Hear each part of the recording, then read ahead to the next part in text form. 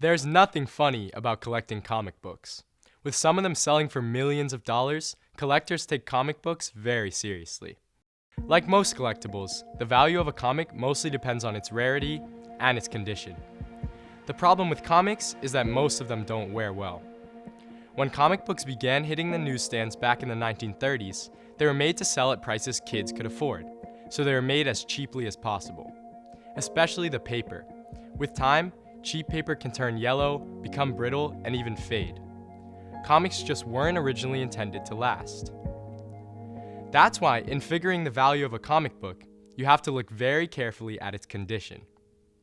Comics are graded on a scale starting at 1 and going up to 10. At the top is mint, basically a comic that is in, or nearly in, perfect condition.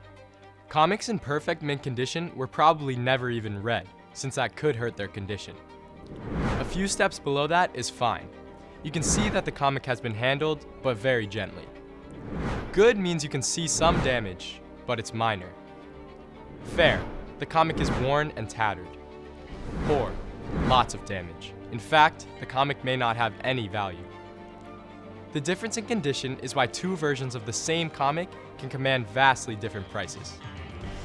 So what's the most expensive comic book ever sold? I'm gonna say a Batman comic. On Avengers? I think Marvel probably. I have no idea. Here's a hint.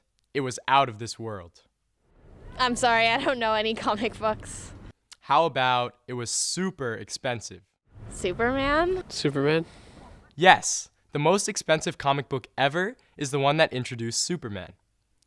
Action Comics #1 was published when our great-grandparents were kids, in 1938. The DC comic was written by Jerry Siegel and drawn by Joe Shuster. It sold on eBay for $3.2 million. The next most expensive comic is another DC superhero, Batman. The Cape Crusader made his debut in Detective Comics #27 in 1939. The writer was Bill Finger, art by the legendary Bob Kane. You could have picked that issue up for $2,230,000. If you're a Marvel fan, you might be wondering how Spider-Man compares to Superman. The friendly neighborhood web-slinger first appeared in Amazing Fantasy 15 in 1962. Stan Lee was the writer and Steve Ditko the artist. That issue sold for $1.1 million.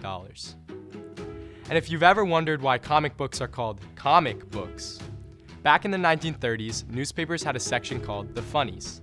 It was filled with entertaining stories told through a short sequence of cartoon drawings, known as comic strips.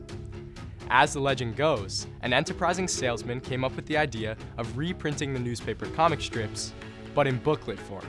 And some household products gave you coupons that you could mail in to get sent one of those books, made from comics. That early form of merch proved so popular, a new industry sprang up. And instead of just recycling comic strips from the newspapers, the race was on to create original work. And the comic book, as we know it, was born. For Teen Kids News, I'm Benjamin.